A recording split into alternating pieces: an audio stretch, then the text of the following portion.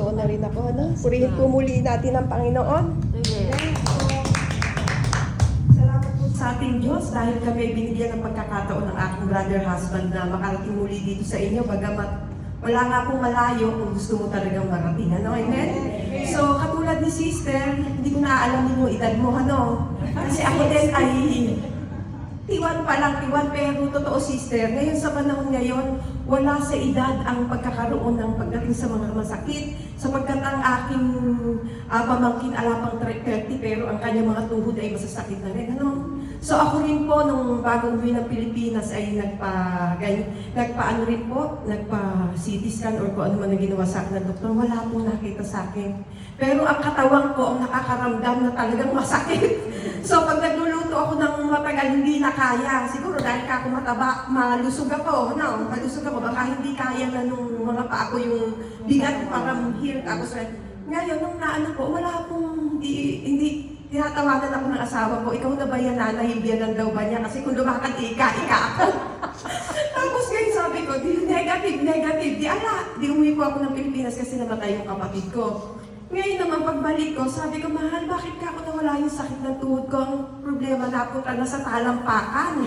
So ngayon po, alam niyo, pag sumasakay ako ng sasakyan, nakakatawa na praise God pa rin po. Dahil, nararamdaman niyo ba yung, ako'y bata pa, pero kayo din ay bata pa rin. Ano, number lang ang tumataas, pero isip natin at ano, di ba? Katawan lang ang tumatanda, pero isip natin, parang isip ka, sasabi ko, mahal, bakit gano'n? Dumadagdag lang ang number natin, pero isip ko, parang wala naman nababago yung katawan. Ando na aba, pag bumaba ako ng sasakyan, wala ka.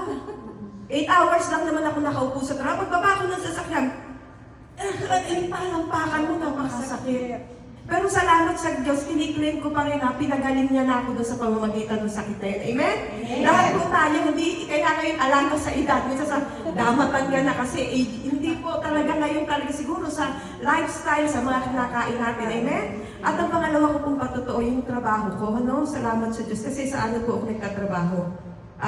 State prison po ako, sa prison ako nagtatrabaho doon sa Stockton. So ang aking mga pasyente, ang aming mga pasyente ay high profile, mga criminal, nanay, tatay nila, pinatay nila, nilagay nila sa freezer, sa psych and then medical. So yun po ang mga pasyente ko. Nung una, sabi ko, paano ba magtrabaho doon? Ano ba ang klase ng trabaho doon sa pag nagtrabaho ka sa kulungan? Siyempre, makita mo nga hold upper, manginginig ka na eh. Yung parang rapist, kahit di ka naman re-rape, takot ka na eh. Di ba? Nagja-judge na tayo. Nagja-judge na tayo, makita lang natin sa physical, mukhang di mapapagkatiwalaan ng tao. Nagja-judge na, tumidistansya na tayo, di ba? Uy, nakakatakot yun, makahablutin yung pagko. Lalo na, pag umuwi ka ng Pilipinas, lalo na kung marami kang gold, ano. So ngayon po, talagang salamat sa Diyos dahil yung mga pasyenteng natatapat sa akin ay talaga pong pinahihirapan niya yung AM shift to PM shift. Pero pagdating sa watch namin, sa shift namin, talagang ang Diyos iba ang kumilos. Bagamat hindi man tayo karapat-dapat dahil marami tayong pagkukulang, tayo po ay nasa proseso ng pagbabago, hindi pa tayo holy, hindi pa tayo banal. Araw-araw tayo nakikipaglaban sa ating sarili kung ano yung mga bad habit natin, bad attitude natin. Sarili natin ang number one natin kalaban, hindi naman kayo, hindi ang asawa ko. Ako ang kalaban ko, sarili ko. Ginagamit sila, ikaw din ginagamit. Pero salamat sa Diyos, itong tao, itong isang pasyente na ito, inaayawan ng lahat. So sa amin po kasi uso yung nagbibid. Wala. Yung kung ano yung gusto mo na assignment, magbibid ka ron. Kung may seniority ka, mapupunta ka roon. Ang mga kalaban po namin ay mga 10 to 15 years na, bago lang ako dun sa prison, 2 years. Pero itong taong ito na talagang ang dami na niyang pinatay, ang dami na niyang pinatalsik sa trabaho. Pero salamat sa Diyos, talagang araw-araw na ginawa ng Diyos. Gusto naman sa akin nakikipag-usap, talagang tinatawag ako. Sapagkat pagkahin yung mga iba, mahihirapan niya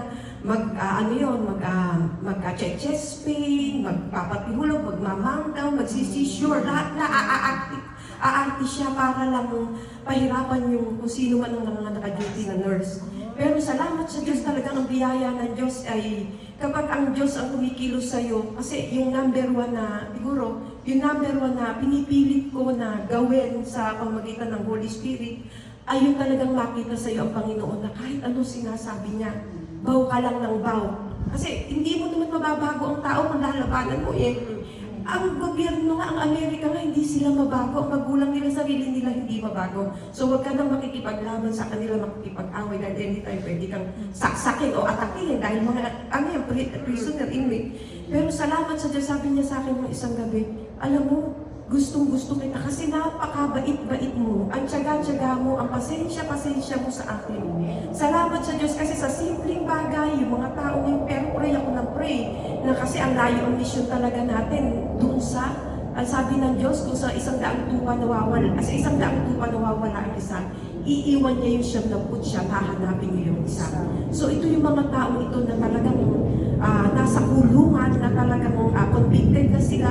Ito yung aming mga pasyente. Kaya salamat sa Diyos dahil papuri sa Diyos, inilagay niya ako sa trabaho iyon. Bagamat hindi ganun kadali dahil araw-araw nakikipag-battle ka kung ano yung mangyayari. Pero tagumpay sa ngalan ng ating Panginoong Jesus. Amen?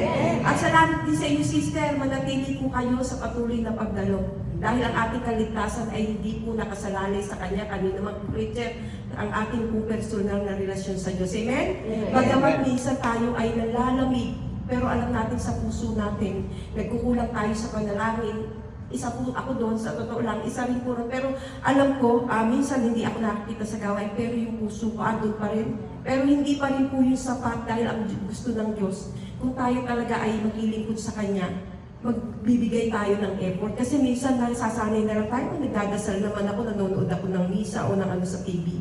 Gusto ng Diyos na may effort talaga. Kaya isa rin ako sa humihingi sa Diyos ng kapatawaran kung minsan talaga hindi talaga nakakadalo dahil yung trabaho ala akong right or gano'n. Maraming dahilan, maraming dahilan, pero hindi yun ayon sa kalooban ng Diyos. Bagamat maunaway ng Diyos, gusto pa rin ng Diyos na nakikita tayo nagsusumikap para siya ay mapagpinkuran, mapapurihan sa ngalan ni Jesus at sa kapangyarihan ng Espiritu Santo. Amen? Amen. Praise God, praise you, Jesus, praise the Holy Spirit. Amen.